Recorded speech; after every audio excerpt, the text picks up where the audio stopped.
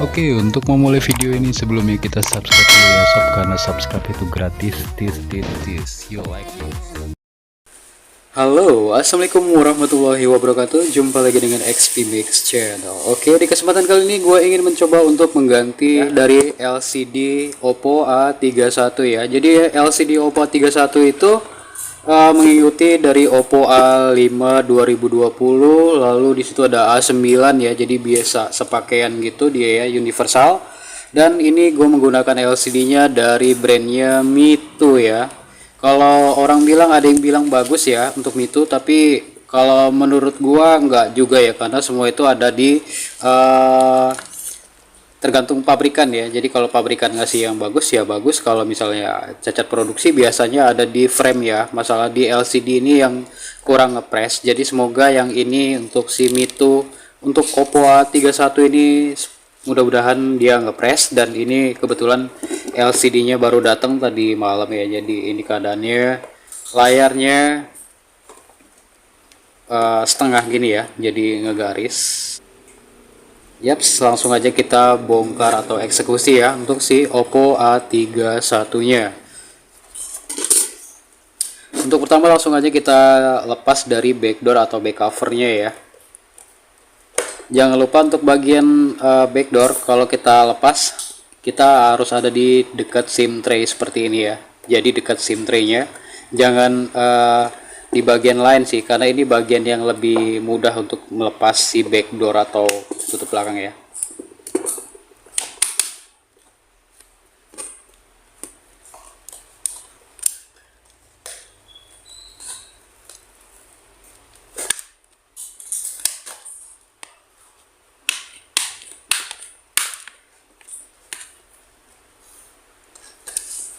Dan ini baterainya juga udah gantian ya, bukan dari bawaan tapi sudah menggunakan double power dari Strike.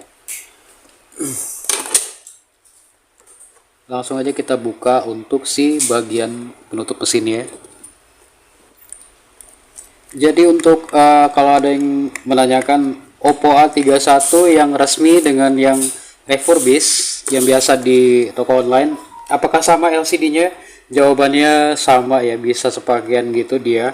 Jadi jangan khawatir, kalau kita punya Oppo A31 yang refurbished itu masih bisa digunakan untuk LCD universal yang di toko-toko ya, yang dijual di toko-toko itu masih bisa digunakan. Jadi nggak hanya resmi aja yang bisa digunakan, tapi refurbished juga bisa ya, karena semua mesinnya sama ya. Cuma yang membedakan itu spesifikasinya tidak sama ya. Kalau untuk yang original itu biasanya Oppo A31 itu RAM 3 ya, RAM 3 32, tapi untuk refurbished itu justru RAM-nya 6/128 ya. Oke, di sini tinggal buka tutup belakangnya. Oke, penutupnya sudah bisa dibuka, lalu langsung kita lepas konektornya, kita lepas. Untuk pemula juga bisa ya untuk mengganti LCD, karena sebenarnya itu mudah banget.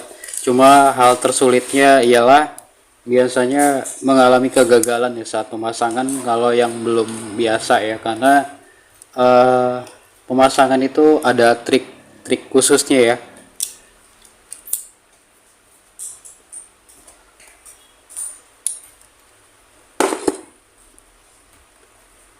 Ada yang udah terpasang tapi sensor proximity-nya nggak bisa nyala ya. Itu disebabkan karena sensor proximity-nya terkena dari lem ya. Jadi hati-hati dalam pemasangan pengeleman dari LCD. Mau LCD sebagus apapun, kalau pemasangannya salah dia bakal rusak. Jadi harus lebih hati-hati.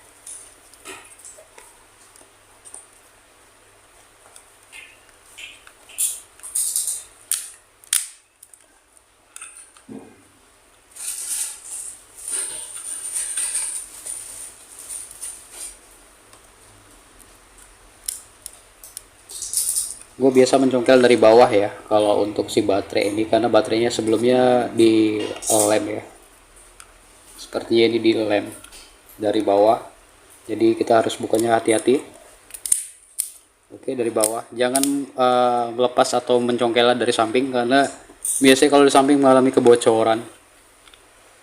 Kalau udah bocor bisa berbahaya ya. Ya, baterainya udah kelepas. Tinggal untuk LCD-nya ya. Bagian LCD-nya kita lepas. Bagian LCD itu ini ya, konektornya. Langsung aja kita lepas.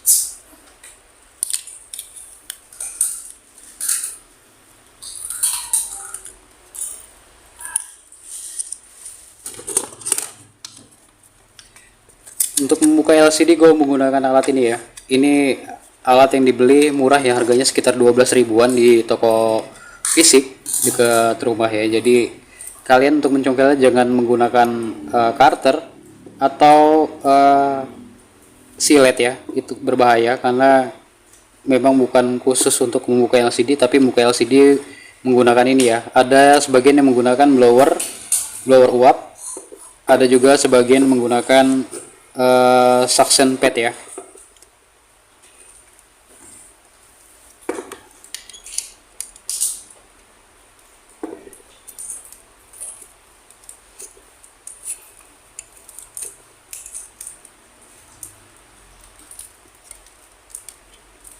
Ini LCD-nya udah pecahnya, udah lumayan parah ya, karena ini sebelumnya udah retak ditambah lagi ketindihan, jadi rusaknya, pecahnya bakal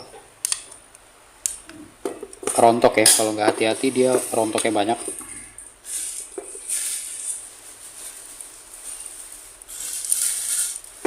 Nah, ini juga udah ngangkat nih LCD-nya.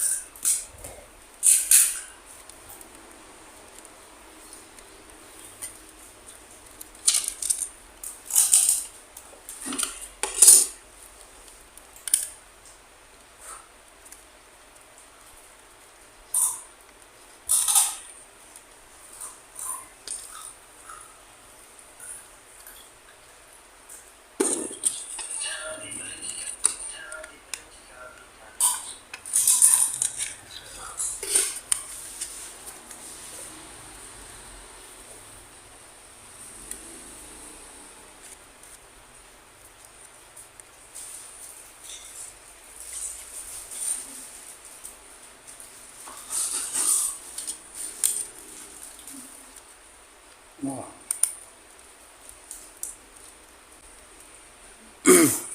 Ini ternyata LCD lampunya bukan ori ya, jadi itu dilem di bagian tengah sama dia, dilem bagian tengah sehingga sengnya dilepas nggak bisa ya. Mau nggak mau kita harus buka paksa karena dilem dari tengah. Ini bukan LCD ori ternyata ya. Kalau LCD ori itu lebih mudah ya, ini justru dilem di bagian tengah sehingga dia nggak bisa. Ini bahaya banget sih sebenarnya untuk pemasangan seperti ini ya. Nggak direkomendasikan untuk mengelem di bagian tengah, karena nanti suatu saat kalau ada pembongkaran atau kesalahan dari LCD, pemasangan LCD itu bisa dibongkar kembali ya. Kalau ini udah nggak bisa, ini secara permanen, dan ini fatal banget kalau kita harus pasang lem di bagian tengah seperti ini ya. Wah, ini nggak bener sih sebenarnya kalau harus pasang LCD di tengahnya itu di lem, itu nggak direkomendasiin banget, dan sebenarnya nggak boleh ya. Pihak pabrikan pun nggak memasang LCD seperti ini ya. Untuk IPS, kalau AMOLED kemungkinan di lem juga di bagian tengah. Nah, jadi gua harus mencongkelnya bagian sini ya, bagian sengnya seperti ini ya. Ini agak kesulitan sedikit tapi nggak apa-apa, masih bisa diatasin.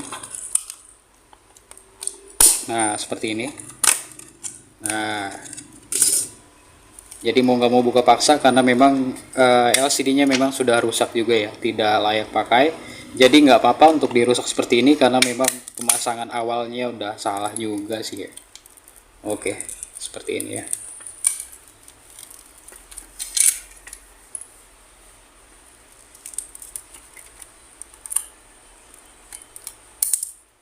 Wah, jadinya hancur ya si LCD-nya karena dari awal pemasangan itu salah.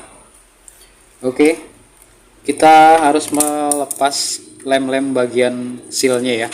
Jadi seal-sealnya ini banyak kotoran lem ya. Dan pengelemannya juga nggak rapi.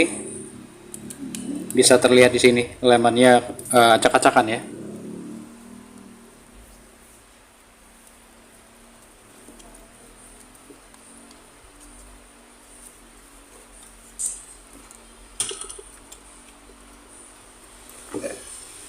Untuk membersihkan pinggirannya ini gue menggunakan karter ya, karena biasanya gue menggunakan dari karter.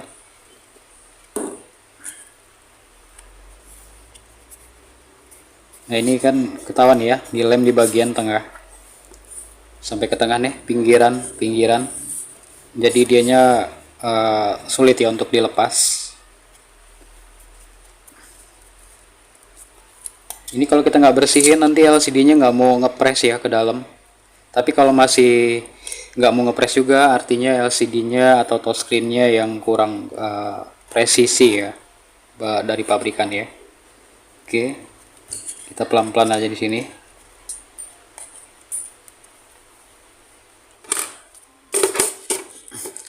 Langsung aja kita pasang untuk si LCD Mito-nya. Ini merek Mito ini sebenarnya keluaran baru ya. Lebih bagus lagi LF, cuma LF itu di atas 100.000 ya. Untuk LF atau live future itu harganya 100 ribuan.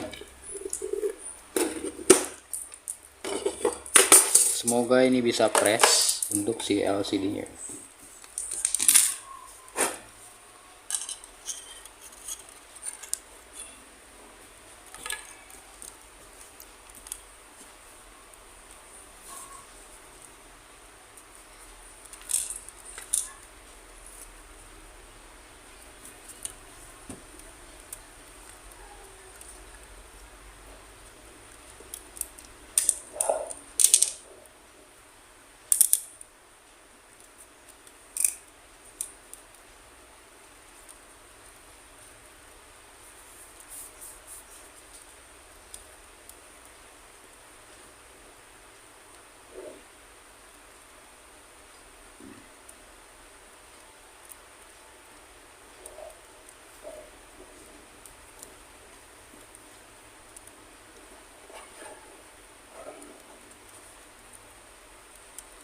Ya ini kebetulan LCD-nya sama frame press ya, presisi.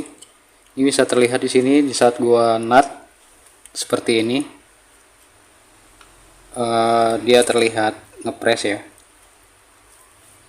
Artinya gue dapet yang lumayan bagus. Tinggal kita pasang dulu ya, kita tes untuk si kefungsian LCD-nya. Sebelum dilem kita tes kefungsian LCD dulu. Jadi jangan sampai udah dilem baru kita copot segel lalu kita pasang dan dia blank. Itu nggak ada garansi lagi nantinya. Itu nombok ya yang ada nantinya.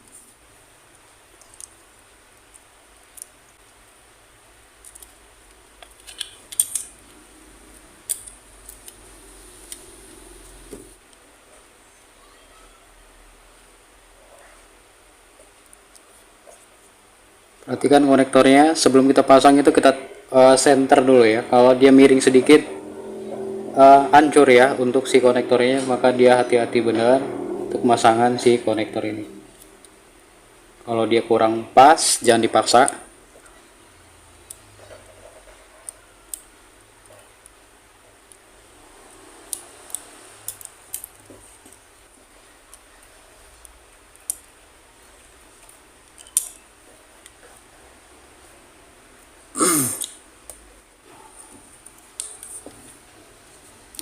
Kita pasang baterainya setelah konektor.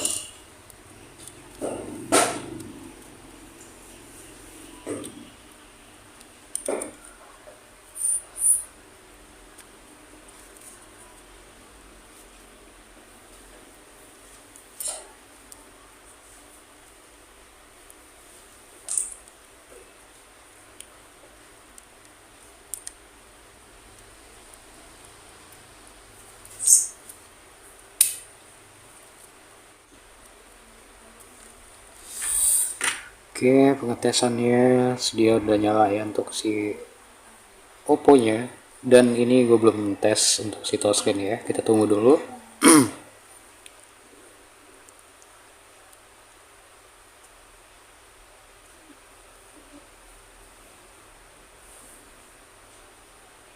Sebelum kita lem, kita lakukan dulu untuk pengetesan ya, dari bintang pagar 1 2 3 4 5 6 sampai di 0 ya. Kalau udah sampai di situ, lalu kita naikin navigasinya dari atas ke bawah, kita geser gitu.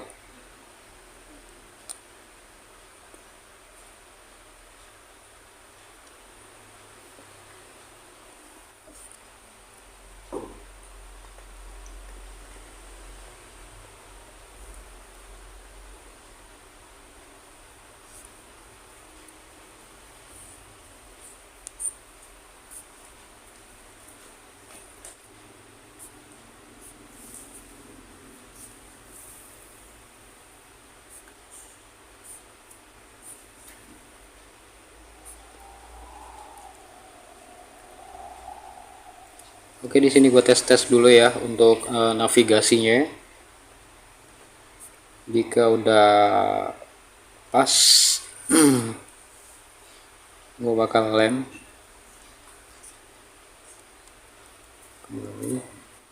Oke, di sini udah fungsi normal ya. Cuma dia agak nge-lag karena dia si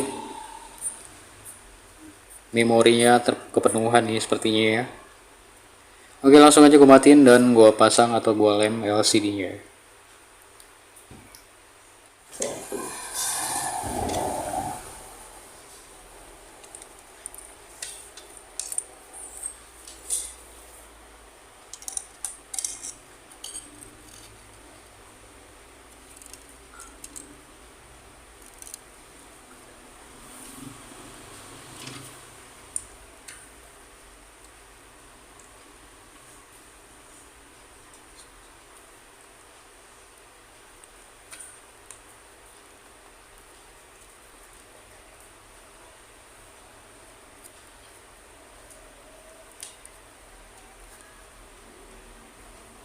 Jika udah press ke frame, jangan lakukan penekanan di bagian tengah, tapi fokus ke penekanan bagian pinggir ya. Karena yang di lem itu di bagian pinggir, bukan di tengah. Jadi fokus ke bagian pinggiran untuk penekanan.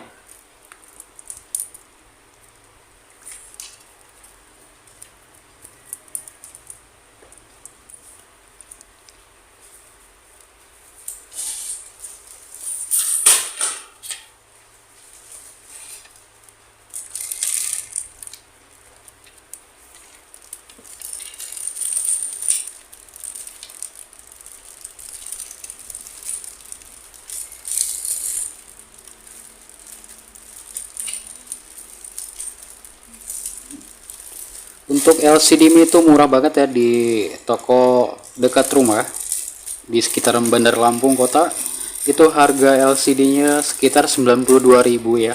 Kita dapat Mi itu sama crown juga 92.000. Lalu ada Pozi ya, Pozi itu 95. Lalu untuk Live Future itu di atas 100 ya. Kalau LF atau Live Future di atas 100 itu menurut gua harga paling tinggi sih. Gua nggak tahu kenapa. Supreme aja lebih murah ya, Supreme 95.000. Tapi sayang banget gue nggak bisa ngerasain si Supreme ya, karena barang yang gue cari nggak semua ada ya. Jadi gue pengen beli satu keranjang gitu, ibarat kita beli online itu kita beli semuanya di toko yang sama. Tapi berhubung di toko yang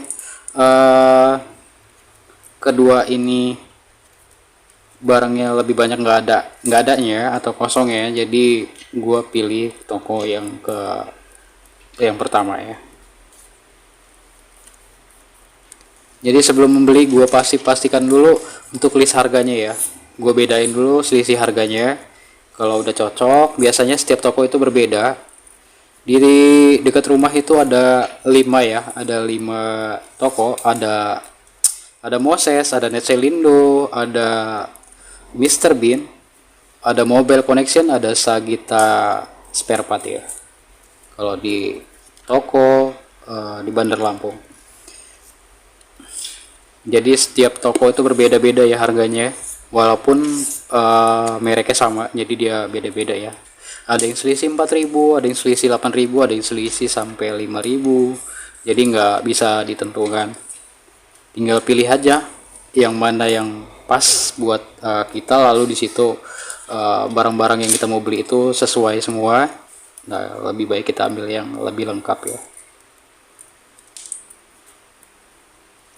Nah, seperti ini lemnya bersih ya, tidak ada lem-lemnya, karena gua ngelakuinnya seperti ini, digosok-gosok seperti itu bagiannya.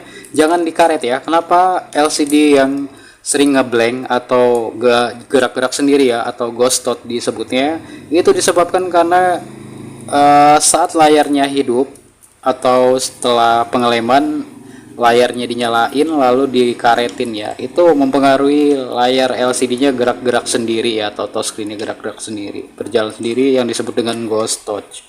Tapi di sini gue ngelakuinnya seperti ini ya, layar dimatikan atau mesinnya tidak digunakan, lalu gue lem seperti ini. Ini menghindari kerusakan dari komponen dari IC-nya. Jadi IC-nya itu panas ya kalau ditekan, lakukan penekanan yang kuat itu IC-nya panas sehingga mempengaruhi kinerja dari touchscreen tersebut, jadi error, jadi nggak bisa berfungsi, itu mempengaruhi ya. Jadi lakukan seperti ini, jangan sampai menyalakan mesin di saat kita ingin mengelem.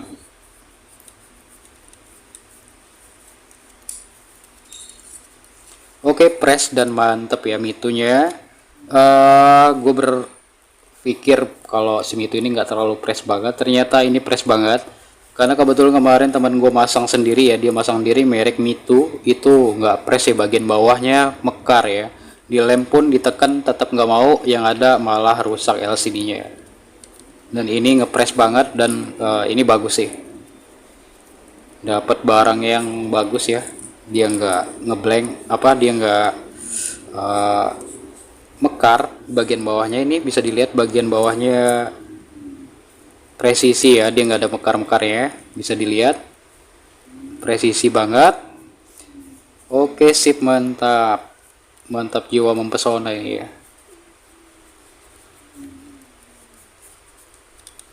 Lakukan seperti ini, jangan buru-buru dan jangan dikaretin.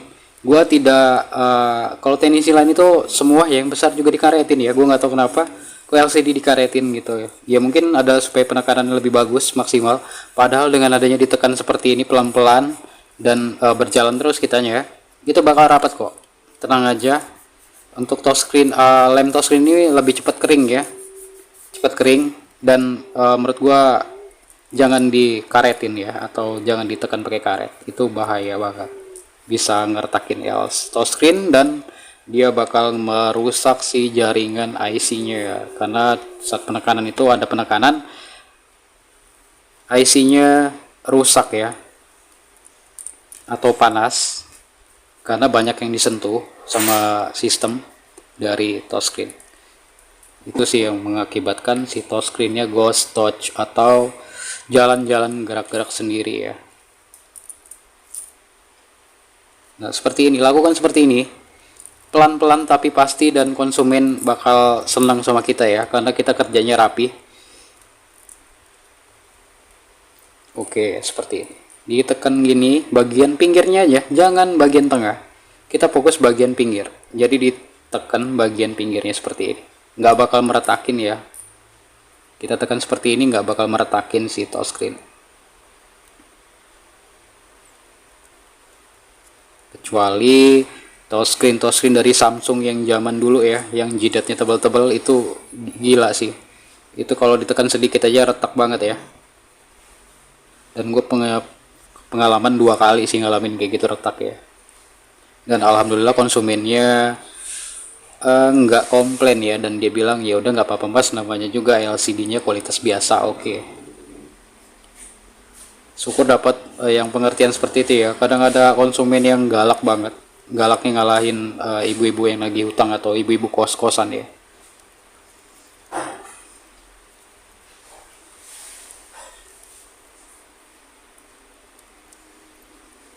Oke, seperti ini. dia rapi dan bagus ya. Untuk LCD-nya presisi bener-bener cakep ya. Kalau menurut gua ini rekomendasi juga si Mito. Cuma nggak gua harusin ya untuk beli Mito, karena LCD Mito juga sebagian ada yang nggak presisi ya. Kalau menurut gua kemarin gua coba untuk Oppo A3s, gua coba untuk di tokonya langsung, itu pas masuk ke frame-nya LCD-nya atau touchscreen-nya itu lebih lebar ya ketimbang si frame-nya, jadi dia nggak bisa masuk, dan itu merupakan gagal produksi ya. Bukan berarti semua LCD Mito seperti itu. Faktanya yang gua temuin saat ini yang gua temuin dan gue pasang ini benar-benar ngepres ya. Ya bisa dilihat seperti ini ya, ngepres bagus.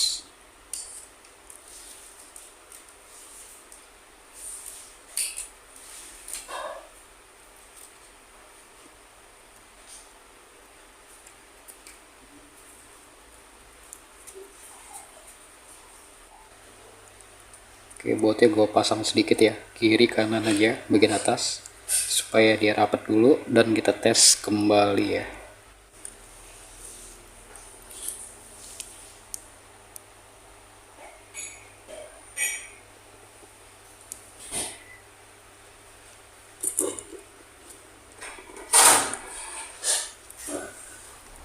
Oke, dia menyala sempurna.